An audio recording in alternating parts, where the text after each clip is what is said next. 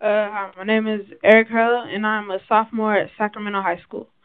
Zero tolerance is a policy of not accepting anything related to drugs, alcohol, weapons, or alcohol anywhere on the school grounds because of the fear of another Columbine-type situation. However, 20 years after Columbine, and since zero tolerance was put into effect, the suspension rates of students has doubled. School administrators have taken this to extreme levels, getting students expelled and even suspended for minor infractions such as having nail clippers or drawing pictures with guns on them. An example of the extreme would be the Breaking School Rules study done in Texas, which followed every incoming seventh grader over 3 years. The study shows 60% of the students were suspended at least once and 31% were suspended at least 4 times.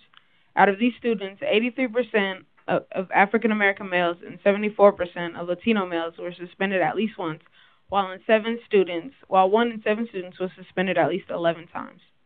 This study shows how much schools are relying on suspension and expulsion to punish the students, usually without caring how this is going to affect their education. Furthermore, the teachers of the students don't have to let the students make up the work while they were suspended, putting a big fat zero in the grade book. While the zero tolerance policy fails them when they are removed from school, the zero grading system fails them when they get back to school. The zero grading system is a weighted scale from 0 to 4, making an A worth 4, while an F is worth 0. Now, the zero grading system is a flawed system because a lot of times it does not reflect how well a student is really doing throughout class.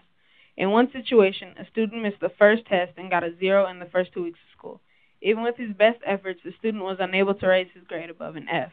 When the student realized he could not raise his grade, he quit trying. There should be no way a student should want to stop trying his best, but since school failed him, he felt like he had no choice.